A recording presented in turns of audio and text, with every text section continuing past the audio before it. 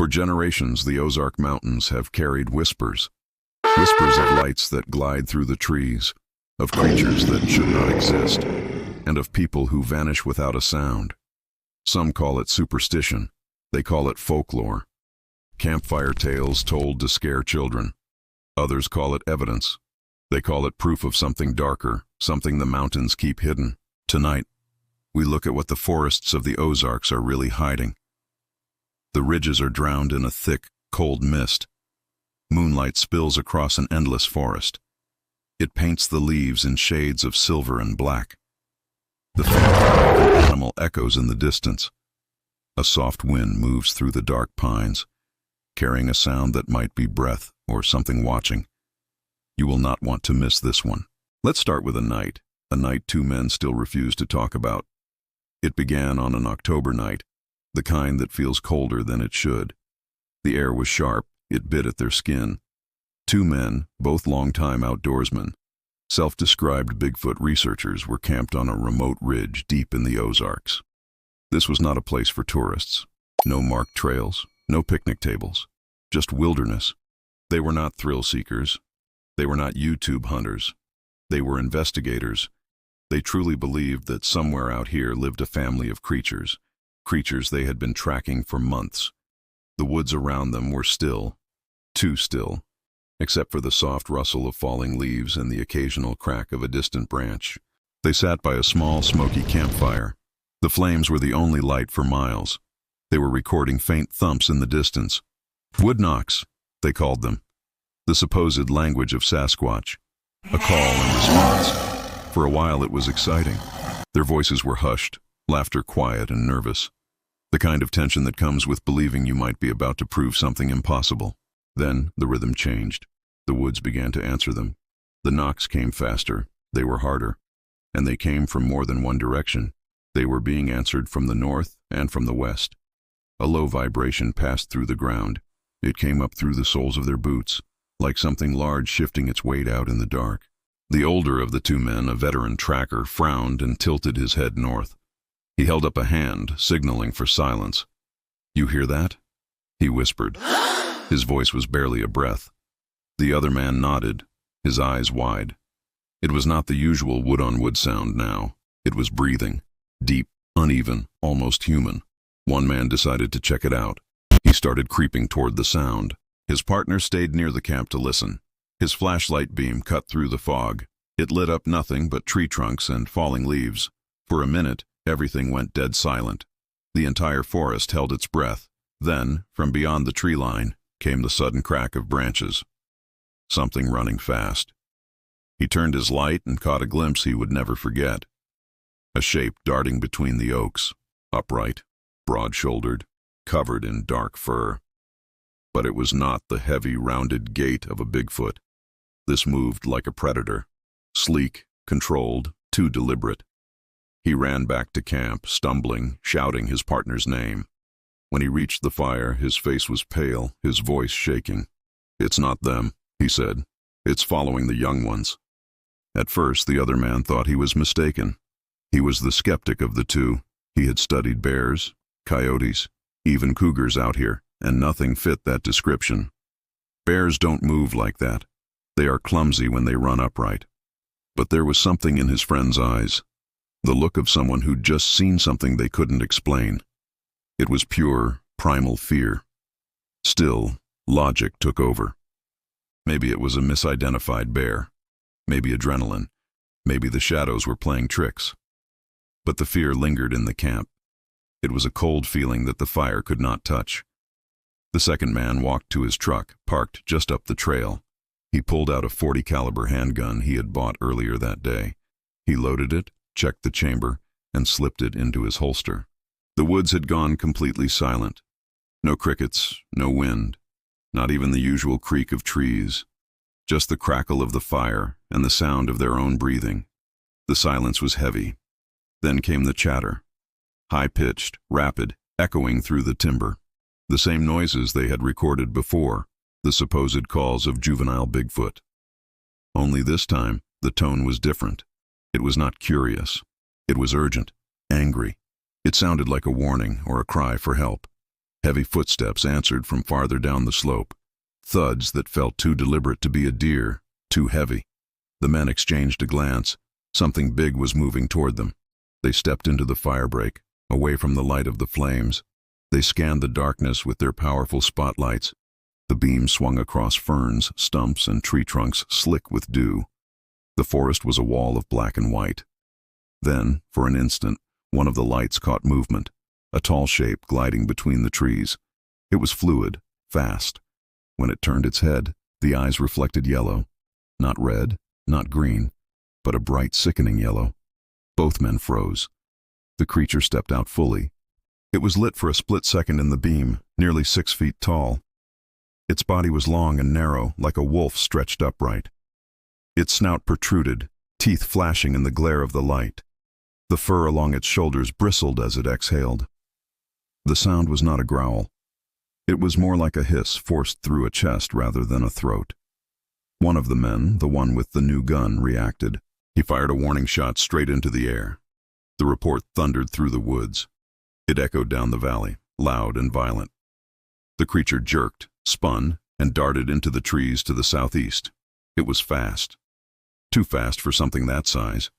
They stood motionless for a moment, trying to steady their hands. The forest swallowed the sound again. Then came the unmistakable rhythm of something pacing them in the dark, just beyond the light. Every few seconds, leaves shifted to their left. It was keeping perfect step with them. The men began walking back toward their camp, lights sweeping side to side, gun raised. The sense of being hunted closed in like fog. At 20 yards, the sound stopped. Then a shadow detached itself from the darkness. 2 trees stood side by side, and between them, a shape emerged. The same wolf-headed figure, its shoulders rolling with each breath. Before fear could freeze him, the armed man fired 3 times. He did not aim in the air this time. He aimed center mass. The muzzle flash lit the trees. He saw the rounds strike. He saw the thing drop, clawing at the ground. It scrambled back to its feet and bolted down the hill, crashing through the brush. They listened as it tore away through the undergrowth, stumbling once or twice, but never slowing. The noise faded, replaced by the dull ringing in their ears. Neither man spoke. They packed up what little gear they could carry. They doused the fire, plunging the ridge into darkness, and left. The next morning, curiosity or pride drew them back. They drove in silence. The forest looked peaceful in the daylight, almost innocent. But the men felt the change. The woods felt heavier, watchful. Each carried extra ammunition. Each man's hand stayed close to his weapon. They walked slowly, scanning the trees, noting every broken branch, every snapped twig. At the spot where the shots had been fired, they found the evidence: scuffed leaves kicked up in a chaotic pattern, broken twigs on the ground, and a shallow depression where something heavy had fallen hard. They looked for blood. They searched every leaf, every patch of dirt. There was nothing. No blood, no fur, no sign of a fatal hit. It was as if the creature could not bleed or kept its blood inside. Farther down the slope, near a muddy ridge, they found it, a single track, preserved in the damp earth. It was perfect, 8 inches wide with a clear canine shape, sunk deep into the soil. The claw marks were visible, long and sharp, pressed into the mud. That was the only evidence left behind, just one print. They followed the impressions downhill, finding a few more partials, but the prints disappeared into the thick leaf litter. The trail went cold. No trail of blood, no carcass, no sign of death. Whatever it was, it had lived through 3 close-range shots, 3 .40 caliber rounds to the chest, and it had vanished into the hills. That night, they told their story to a native couple they trusted. Locals who had lived in the Ozarks their entire lives, who knew the mountains. The couple listened quietly by the warmth of their own fire. They did not laugh. They did not look surprised. When the story was over, the husband and wife exchanged a long, knowing look. "You didn't shoot a wolf," the man said, his voice low. "You shot at a skinwalker." The word hung in the air, cold and heavy. The researchers didn't know what to believe. They were men of science, of evidence. They had always dismissed legends of dogmen and shapeshifters. They focused instead on primate-type cryptids, on flesh and blood. but nothing in their experience could explain what they had seen. A creature with the head of a wolf and the body of a man. A creature that could walk upright and run on all fours. A creature that could take 3 bullets and leave no blood. From that night forward, neither of them returned to the woods without a firearm, and neither of them ever camped on that ridge again. In the end, the identity of that upright wolf remains a mystery. A creature that bled without bleeding, fell without dying, and moved like a shadow across the firebreak. Whatever walked those hills that night reminded 2 men of a dark truth. Not every predator in the Ozarks leaves tracks you can follow. The Ozarks have a way of hiding things. People, tracks, even time itself. When a man goes missing in these hills, the forest doesn't always give him back. It was Sunday, August 27, 2017. A clear, warm afternoon in Devil's Den State Park, Arkansas. 53-year-old Rodney Letterman and his friend had come to hike. They planned to walk a stretch of the Butterfield Trail, a rugged 14-mile loop known for steep ridges and sudden, dangerous drops. The plan was simple: spend the day on the trail, return before evening. They signed in at the visitor station, a routine check.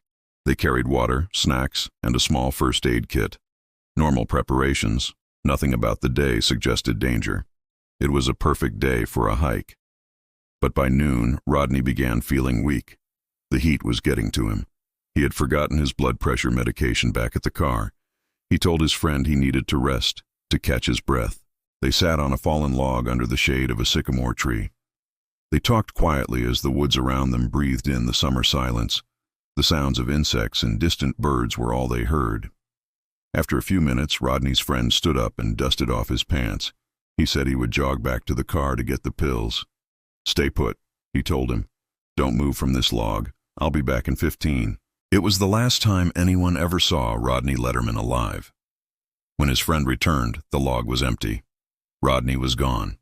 There were no footprints, no scuff marks on the trail, no sound in the trees, just the wind and the echo of his own voice calling Rodney's name. At first, he thought Rodney might have stepped off the trail to relieve himself, maybe 100 yards at most, just into the brush. But minutes turned into an hour. He searched the area in widening circles. He shouted until his voice cracked, the panic rising in his chest. By late afternoon, the panic was real. He ran for help. At 5:00 p.m., park rangers received a distress call. Hiker missing, possible medical emergency. Within an hour, search and rescue teams were deployed. State police volunteers and K-9 units arrived. They began combing every path, every drainage ditch, and every rocky slope. Helicopters scanned from above with infrared sensors, looking for a heat signature. Night fell over Devil's Den like a heavy curtain. The air cooled and the forest grew still, watchful. Searchers carried lanterns that flickered through the fog. They called Rodney's name into the darkness. There was no answer. The woods kept their secret. The next morning, daylight revealed just how difficult the terrain really was. The Butterfield Trail twists through narrow ravines, limestone bluffs, and dense oak forest. Even seasoned hikers can lose their bearings if they step a few yards off the path. But these were professionals, trackers who had found dozens of missing persons before. They expected at least a sign, a footprint, a torn piece of clothing, a dropped water bottle. They found nothing. It was as if he had vanished into thin air. By day 2, the search widened to include neighboring counties. The operation grew larger. ATVs and mounted patrols covered 10 miles of forest, grid by grid. Drones were brought in, their cameras scanning the canopy from above. Bloodhounds were deployed, their noses to the ground. They picked up a faint scent near the trailhead, where Rodney and his friend had started, but then just as quickly they lost it completely. The trail went cold. The dogs grew confused, circling the same spot, unable to find a direction. Meanwhile, Rodney's wife waited at the ranger station, clinging to hope. She told investigators that her husband had complained of exhaustion before leaving for the hike. He had nearly stayed behind that morning, but changed his mind at the last minute. He said the woods always made him feel better, she recalled, her voice breaking. On paper, it looked like a medical emergency. A man collapses alone, hidden by brush. But the timeline didn't make sense. It was too fast, too clean. Rodney had only been alone for 20 minutes, maybe less. before his friend returned. He couldn't have gone far, not with hypertension and no water. He was a sick man, resting. He was not a mountain climber. After 72 hours, the critical window closed. Search crews began to rotate out, their faces grim with exhaustion and frustration. The case shifted from a rescue to a recovery. Still, there was nothing to recover. No clothing, no equipment, no body, only his phone, found days later, lying face up on the trail. It was locked, intact, undamaged. The screen wasn't even cracked. It was as if it had been placed there gently for someone to find. Weeks passed, then months. The forest swallowed the story. The search teams went home.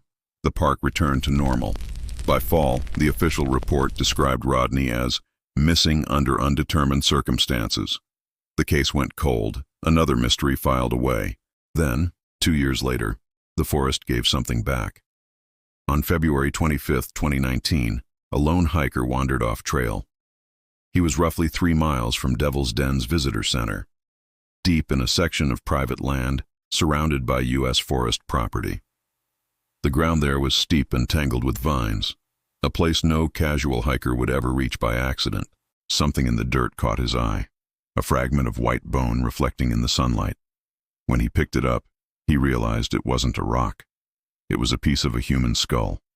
Authorities arrived within hours, sealing off the area. DNA testing later confirmed what many had feared. The remains belonged to Rodney Letterman, but the discovery only deepened the mystery. It answered nothing. That entire area had already been searched in 2017, searched thoroughly. There was no way the body could have been missed, unless it wasn't there at the time. Even more unsettling was the condition of the bones.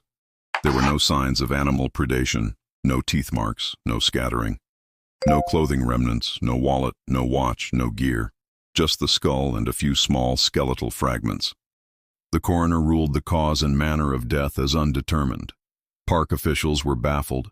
The assistant superintendent of Devil's Den was surprised. He said the remains were found in a place that was rugged and inaccessible, far beyond where Rodney could have walked on foot in his condition.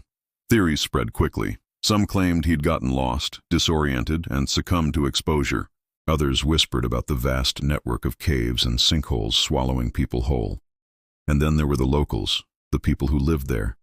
They spoke of strange lights seen near the trail that night, or strange noises echoing through the valley after midnight. Investigators found no evidence of foul play, but they couldn't explain how a healthy man could vanish from a populated trail in daylight, remain missing through multiple massive searches, and then reappear years later in a place that had already been combed by professionals. One search and rescue volunteer later said, "It's like the woods just took him." Today, hikers still walk the Butterfield Trail. They pass the same bends, the same overlooks where Rodney once stopped to rest. There's no plaque, no marker, just silence and the hum of insects. Some say you can feel a heaviness in that part of the park, as if the forest remembers what happened. Others say Devil's Den got its name for a reason, whether it was misadventure, accident, or something no search team could ever plan for. The truth of what happened to Rodney Letterman remains hidden somewhere beneath those trees, waiting, like the Ozarks themselves, to be found. Highway 74 winds through the Ozark foothills like a thin scar. 2 lanes of cracked asphalt cutting through valleys where the trees lean too close. Locals call it the road you don't take after dark, not because of crime, but because the forest itself seems to watch. One Fayetteville family learned that lesson the hard way. It was a cold winter night, sometime between 11 and midnight. The husband was driving, his wife beside him, their teenage daughter half asleep in the back seat. They had been in town for dinner and were heading home to Wesley, a small community surrounded by farms and dark cedar groves. The highway was empty. Frost glimmered along the guardrails. The only light came from their headlights slicing through the mist. Then they passed the White House. It sat on a low hill, directly across from the old Wesley Cemetery. An aging farmhouse that had stood empty for years. Paint peeled from its porch railings, the windows black with reflection. As they rolled past, the husband's hands tightened on the wheel, his jaw locked. For a moment, he stopped breathing. He didn't say a word until they'd cleared the next bend. Then, in a hoarse whisper, he asked, "Did either of you see that?" His wife blinked, confused. "See what?" But he only shook his head and pressed harder on the gas. They drove the rest of the way in silence, hearts beating fast. The forest slid by like a tunnel of dark glass. When they finally reached home, he stepped out of the car, still pale. He refused to talk about it. All he would say was that something had been watching them from the porch.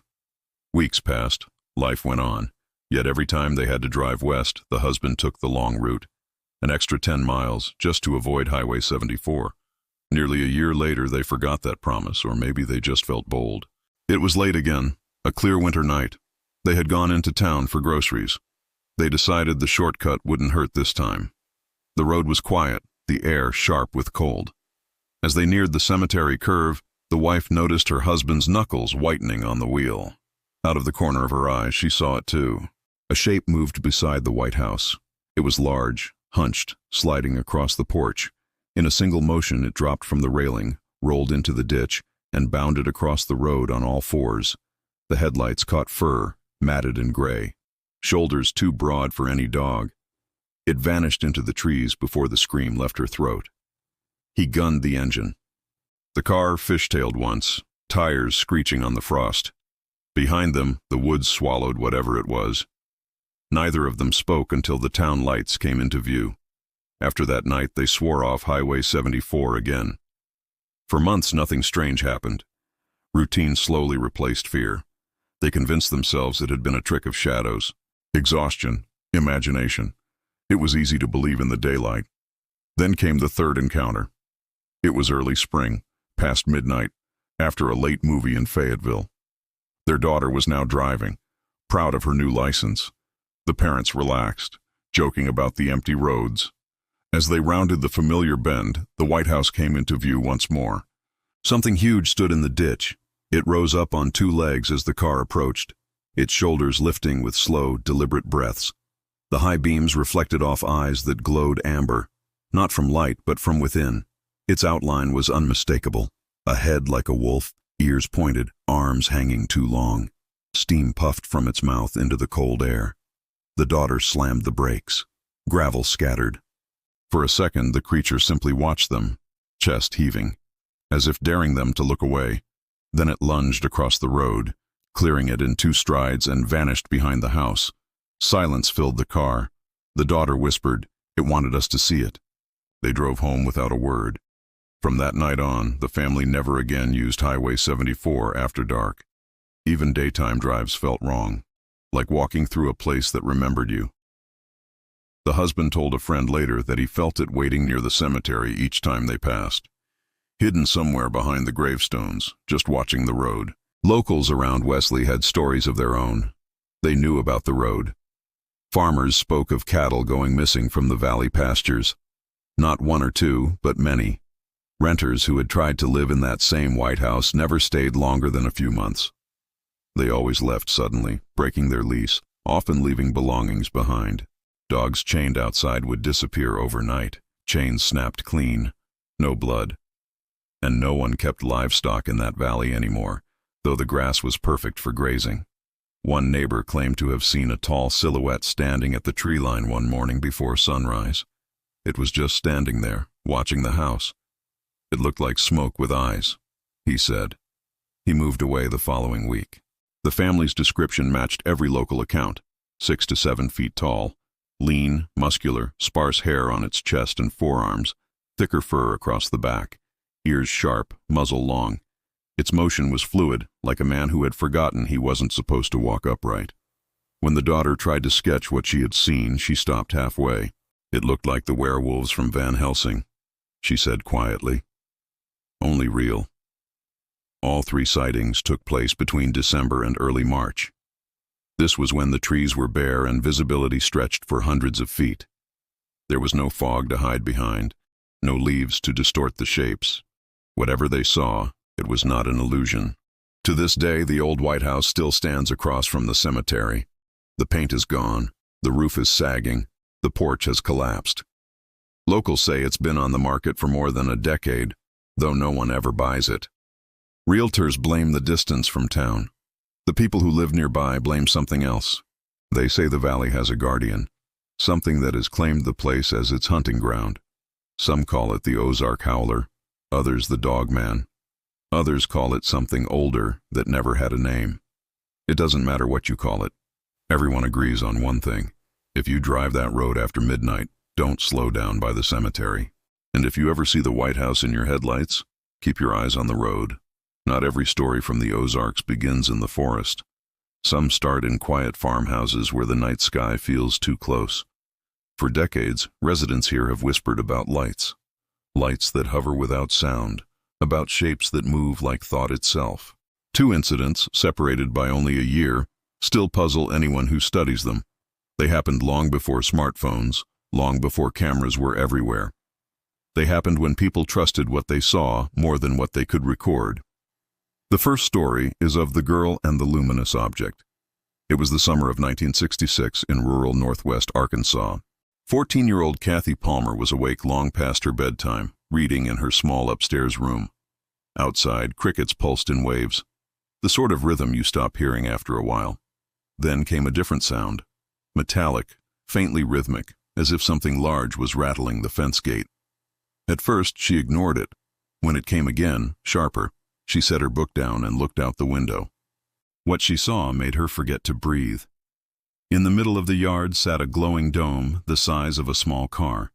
It was washing the grass in red and blue light that pulsed like a heartbeat. It wasn't crashing or moving. It was waiting. A square panel on its side slid open, smooth and silent. Two figures stepped out. Kathy pressed her hand against the glass, her knuckles white. They were maybe 5 feet tall, thin, grayish, with heads slightly too large for their bodies. At first, she thought they were children in strange, silvery suits, but the way they moved was wrong. It was slow, deliberate, like swimmers moving underwater. They walked over to the porch where 2 bicycles leaned against the rail. They began touching them, examining the chains, the handlebars, even ringing one of the bells. The sound was tiny and sharp in the quiet night. For nearly 30 minutes she watched, frozen between wonder and terror. When they finished inspecting the bikes, the beings turned back toward the craft. The hatch closed without a sound. A soft hum rose, a sound she felt in her chest. Then the dome lifted a few feet off the grass, tilted and shot upward into the night sky. It left no trail, no fire. It vanished without a sound. Kathy stumbled downstairs, her voice shaking, to wake her parents. By the time they reached the yard, the lights were gone. The yard was silent, but the grass where the craft had rested was flattened into a perfect circle. The blades were brittle and white, as if bleached by chemicals. The next morning, investigators from a local college collected samples. The residue tested positive for calcium phosphate, though no one could explain why or how it was there. Whatever landed that night left no footprints, only a pattern burned into the earth. For weeks afterward, Kathy said the spot glowed faintly after dark. Her parents stopped letting her sleep with the window open. The next story is of the farmer and the green dome. Valentine's Day, 1967. A dawn mist clung to the fields outside Tuscumbia, Missouri. This was about 100 miles north of Kathy's home. 64-year-old Claude Edwards, a lifelong farmer, stepped onto his porch. He had a mug of coffee and saw something he couldn't explain. At first glance, it looked like a parachute caught in his lower pasture, greenish, dome-shaped, about 15 feet wide. Curious, he grabbed his coat and began the half-mile walk down the slope. As he drew closer, the details sharpened. The object wasn't fabric. Its surface shimmered like dull metal under frost, perfectly smooth and seamless. A narrow shaft, maybe 18 inches across, extended from its base into the soil. It was anchoring the object like the stem of a mushroom. Then he saw movement beneath it. 3 small beings, each barely 3 feet tall. They were scurrying around the shaft. They were gray-green in color, with wide-set eyes and arms that bent oddly at the elbow. They had no legs, just a gliding motion, as if they slid rather than walked. Claude stopped. Every instinct told him to turn back, but curiosity won. He stooped, picked up a handful of gravel, and tossed a stone toward them. The pebble stopped in midair and dropped straight down, as though it had struck an invisible wall. Startled, he tossed another. The same result. When he took a cautious step forward, he felt it too. A pressure, thick and buzzing, like static against his skin. It pressed against his chest, keeping him from moving closer. The air smelled faintly of ozone. The little figures noticed him. They turned their heads, froze, and in perfect synchronization glided back beneath the dome. A low vibration filled the field. The craft rocked once, twice, then lifted. It spun slowly as it rose to treetop height, tilted northeast, and vanished without a sound. Claude stood alone in the mist. His coffee was gone cold, his heart hammering. He told no one for 2 days. When he finally spoke, neighbors laughed. They laughed until they visited the field themselves. The ground where the object had rested was baked hard. The grass was dead in a perfect circle nearly 15 feet wide. Even after spring rains, that patch refused to grow back. 3 months later, it was still gray and cracked. The soil was powder dry while everything around it flourished. Reporters came. The local paper called it the Green Dome Incident. Experts suggested weather balloons, pranksters, or misidentified farm equipment. But none could explain the invisible barrier or the pressure Claude described. He never changed his story, even on his deathbed. "I know what I saw," he said. "They weren't from here." Echoes in the hills. Both cases were cataloged years later. They were studied by a researcher named Albert Rosales in his Humanoid Encounters database. 2 reports among thousands, yet they were eerily consistent. Different towns, different witnesses, separated by a year and 100 miles, but the same luminous craft, the same silent departure, and the same burned soil that refused to heal. Some say these incidents mark a time when something entered the Ozarks, something that never entirely left. Others think the land itself remembers, replaying moments like echoes caught in stone. Today, the farmhouse where Kathy lived is gone, replaced by pasture. The circle where she said the grass glowed has faded back into the earth. But locals claim that on clear nights, dogs still refuse to cross that section of the yard. Claude's field remains fenced off by his grandchildren. The ground inside is still pale and lifeless, a scar on the land. Whether these were misidentified aircraft, shared hallucinations, or brief crossings between worlds, no one can say. What's certain is that both left no trace, except for the questions they carved into the people who saw them. The Ozarks are full of such questions. Flickers of light that vanish when you approach. A humming in the trees when the wind dies. Impressions in the soil that don't match any boot or paw.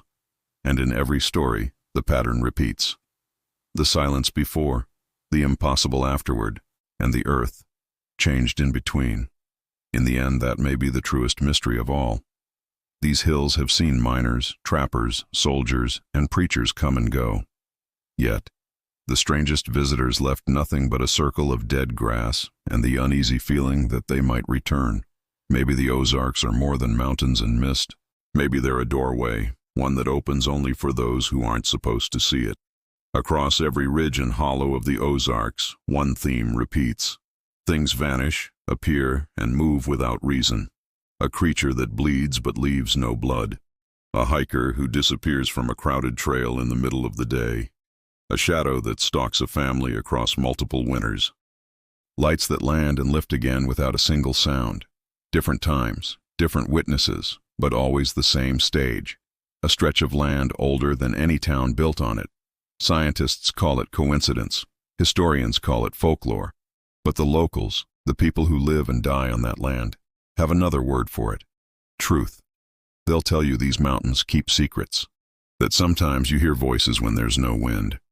That if you spend enough nights out here, the forest starts watching you back. Maps don't show how deep the Ozarks really go. They only show the surface. Beneath the rivers and cliffs lies a web of limestone caverns.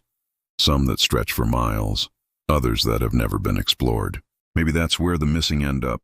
Maybe it's where the lights come from. Or maybe the answers have nothing to do with caves at all.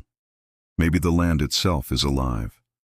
What's certain is that each of these stories fits like a piece of the same puzzle. Human footprints fading into something unknown. The 2 hunters who fired into the night swore they hit a creature that wasn't supposed to exist.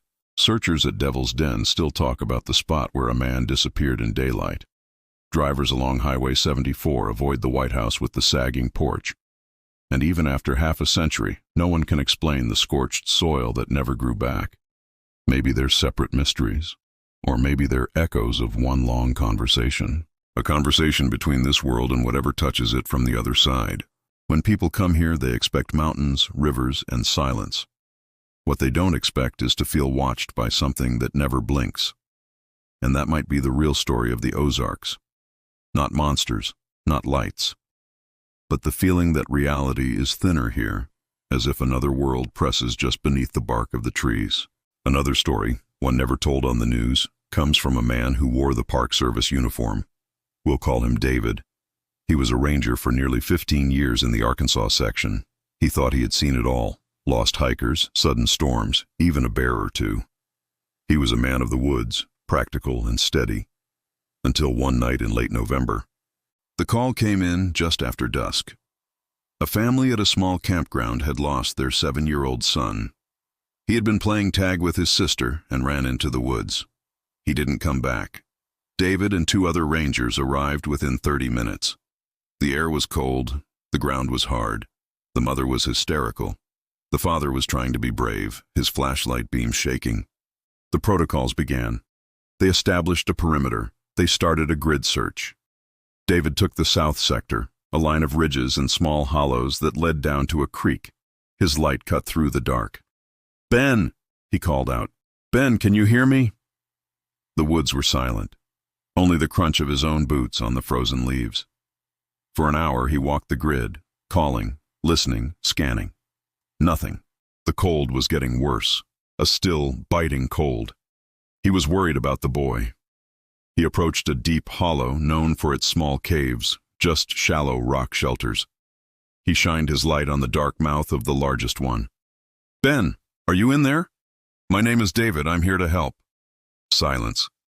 Then a small voice answered from the dark. "David?" it said. His heart leaped. The boy was in there. "Yes, Ben, it's me. I'm right here. Are you hurt?" He started moving toward the cave, pulling out his radio to call it in. The voice came again, from deeper inside the rock. "I'm here to help." David stopped. His hand froze on the radio. The voice was not a child's, it was his. It was his own voice, exactly. The same tone, the same words he had just spoken. A perfect, cold echo. "Ben?" he called out, his own voice now shaking. The cave answered instantly. "Ben?" His own voice mocking him. He took a step back. The air in the hollow felt impossibly cold. He shone his light into the cave.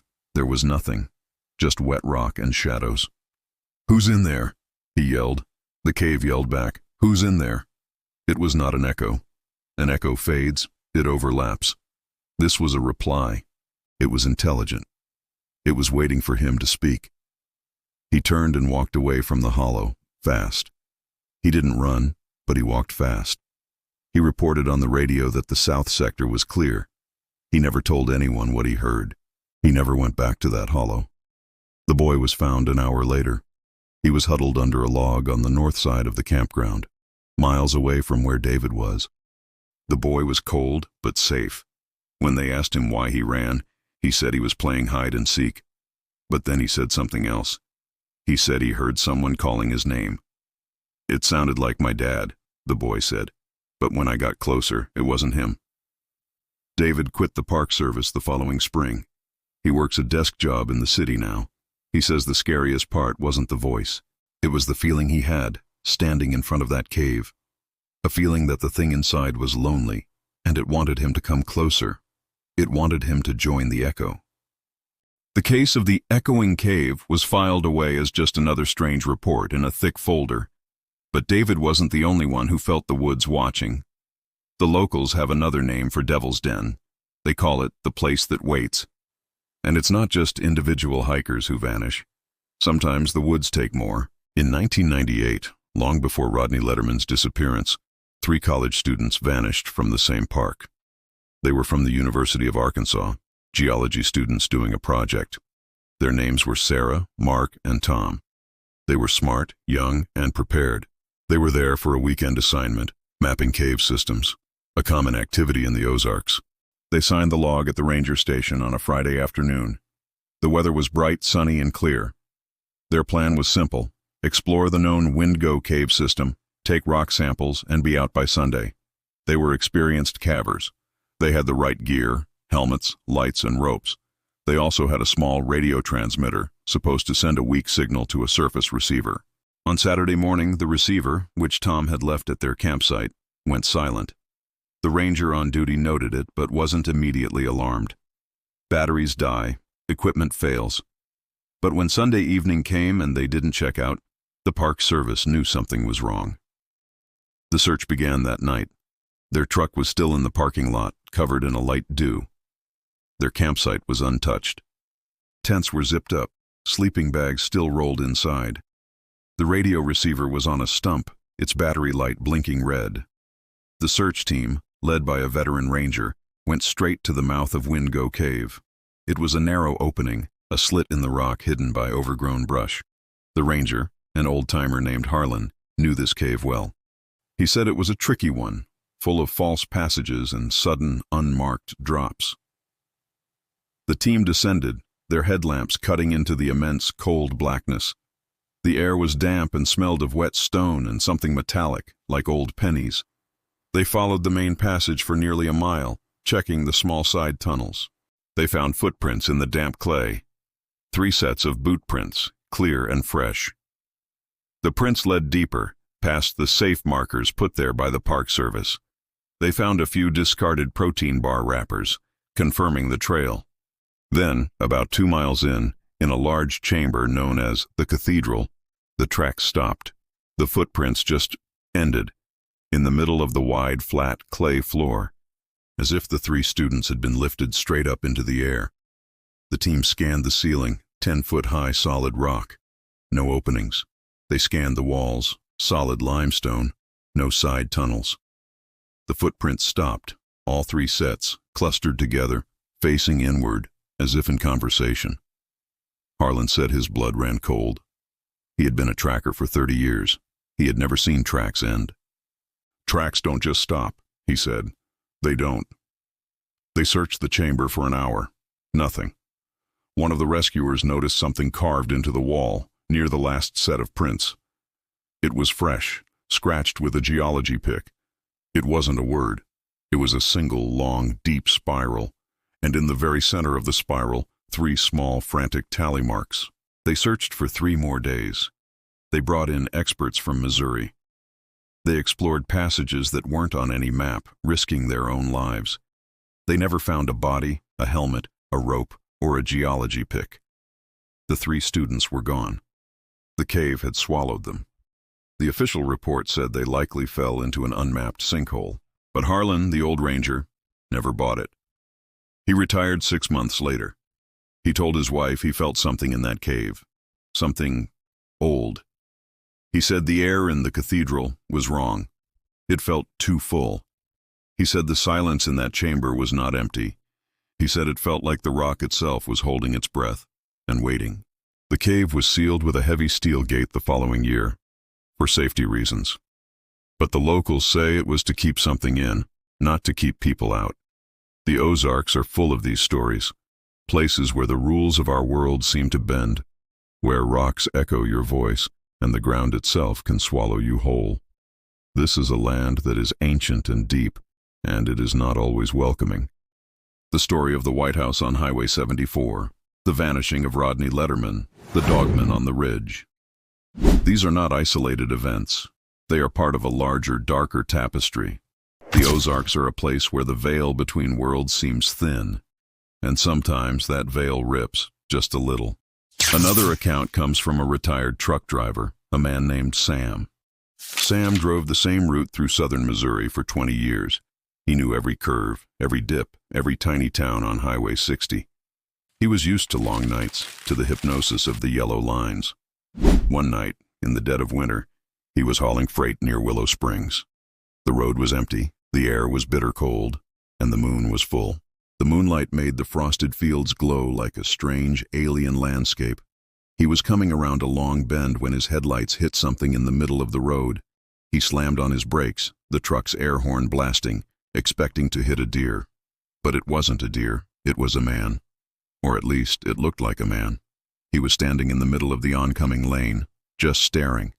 He was tall, incredibly thin, and wearing what looked like an old tattered suit. Sam's truck skidded to a stop just yards away, his high beams flooding the figure. The man didn't flinch, didn't move, didn't even raise a hand to block the light. He just smiled. Sam said the smile was the worst one. It was too wide, full of teeth that were too long. Sam grabbed his radio to call the police, thinking it was a lunatic. As he looked down at the radio just for a second, he heard a sound. A single, sharp tap on his passenger side window. He looked up. The man was no longer on the road. He was right outside his cab, standing on the running board. His face was pressed against the glass, that same terrible smile. His eyes were black, completely black. No white, no iris. Sam screamed, hitting the gas. The truck lurched forward. The man didn't fall off. He clung to the mirror, his head turning. Sam said it turned almost a full 180 degrees to keep watching him. He swerved, trying to shake him off, his heart hammering his ribs. The man opened his mouth and a sound came out, a low buzzing, like a million insects, a sound that made Sam's teeth hurt. Sam grabbed the tire iron from the floor and swung it, shattering his own passenger window. The moment the glass broke, the man was gone. Not fell, not jumped. He was just gone, vanished into the 30-mile-an-hour wind. Sam drove for 10 miles, his whole body shaking, the cold air blasting through the broken window. He didn't stop until he reached a brightly lit truck stop in the next town. He sat in his cab for an hour, just breathing. When he finally got out to check the truck, he found something. On the passenger door, where the man had been, were 5 long scratch marks. They were gouged deep into the metal, right down to the primer, as if the man's fingernails had been made of steel. Sam reported it as vandalism. He never told anyone the real story. He requested a new route the next day, avoiding that stretch of highway. He said he'd rather drive through a blizzard in the Rockies than drive that road again on a clear night. These encounters, the smiling man, the wolf on the road, the lights in the sky, they all point to the same unsettling truth. The Ozarks are not just empty woods. They are a place of waiting, a place where the rules of day and night don't always apply, and where the things that watch you from the dark are not always human. But perhaps the most chilling stories are not the ones that happen in the wild. They are the ones that follow you home. A family in Bentonville, Arkansas, learned this in 2005. They lived in a new subdivision, a nice clean house at the end of a cul-de-sac. Behind their house was a small patch of woods, nothing big, just a creek and some old oaks. It was the safe part of the Ozarks, or so they thought. They had a daughter, 8 years old, named Lily. Her bedroom window faced the small patch of woods. It started with their dog, a golden retriever named Buster. Buster was a happy, loud dog, always barking at squirrels. But one evening, he was standing at the glass patio door, just whining, a low, terrified sound the family had never heard before. His fur was standing up on his back. He was staring into the woods, his body trembling. The father went to the door and looked out. Nothing, just the dark trees and the neighbor's fence. "It's just a raccoon, boy," he said, but Buster refused to go outside. He backed away from the door and hid under the table. Later that night, the mother was in the kitchen. She heard a sound, a tap, tap, tap on the window above the sink. She looked up, expecting rain or a moth. Nothing was there, just her own reflection in the dark glass. But for a second, she thought she saw a shape standing behind her reflection, a tall, thin shadow, just at the edge of the light. She chalked it up to nerves, to a long day. Then Lily started having nightmares. She woke up screaming night after night. She said a tall man was watching her from the woods. Her parents told her it was just a dream, just the shadows of the trees. "The trees are moving," Lily told them, crying.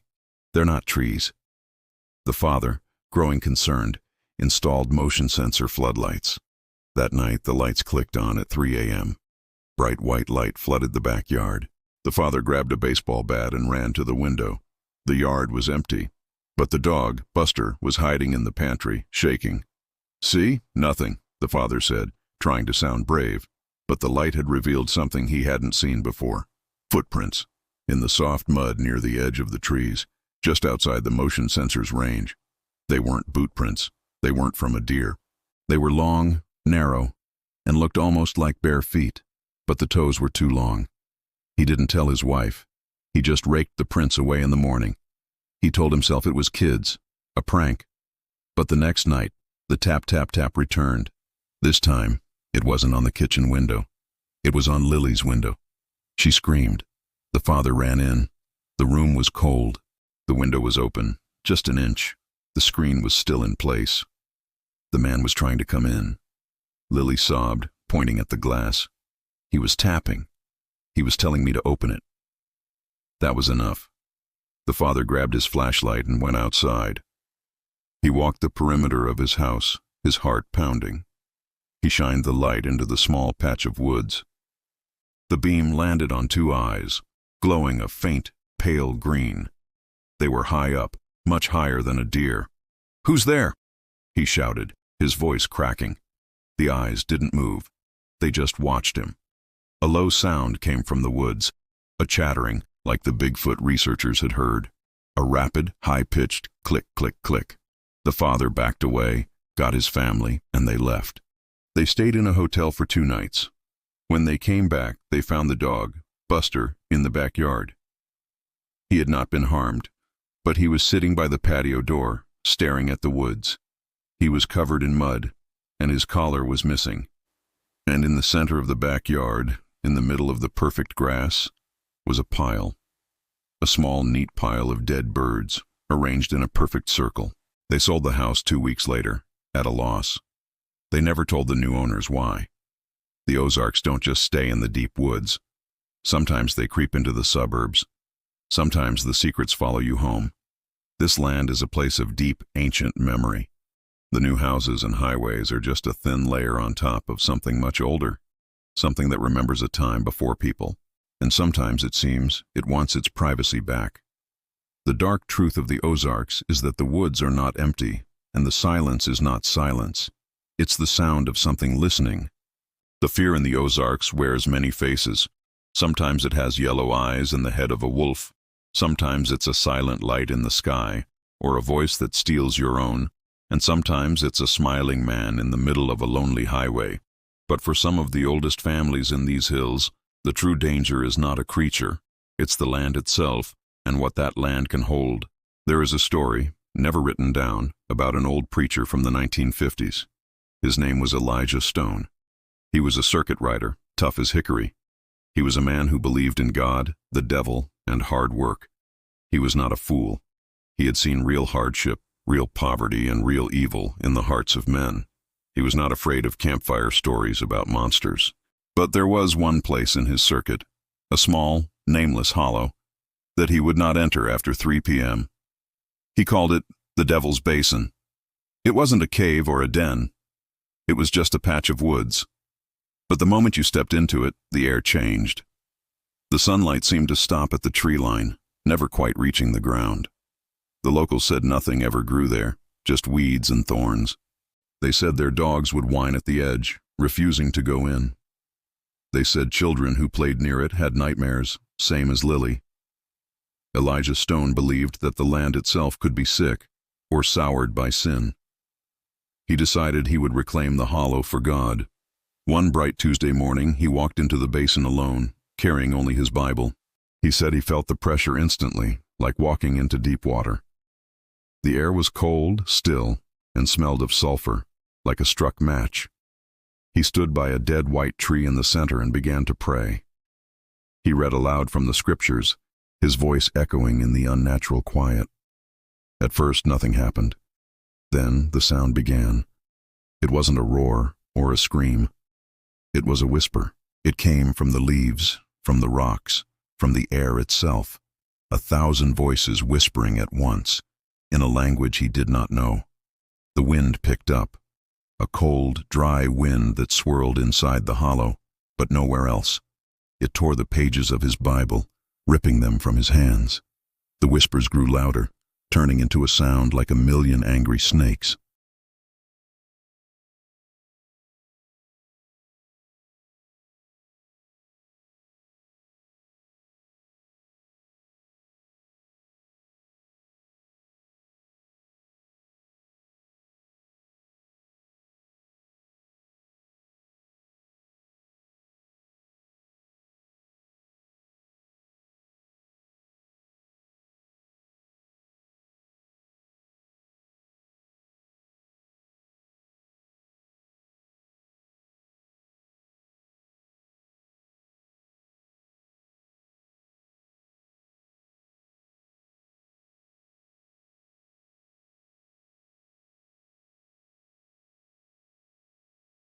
Where a simple animal sighting becomes a legend of a monster. The land is a canvas, and the shadows are deep. The researchers with their cameras, the police with their dogs, they are all just scratching at the surface. The true darkness is in the limestone, in the deep water, in the cold, waiting soil. It's in the echo that answers with your own voice. It's in the smile of the man who can't be real. And it's in the eyes of the creature that waits by the side of the road. They are all just different symptoms of the same ancient sickness. The dark truth of the Ozarks.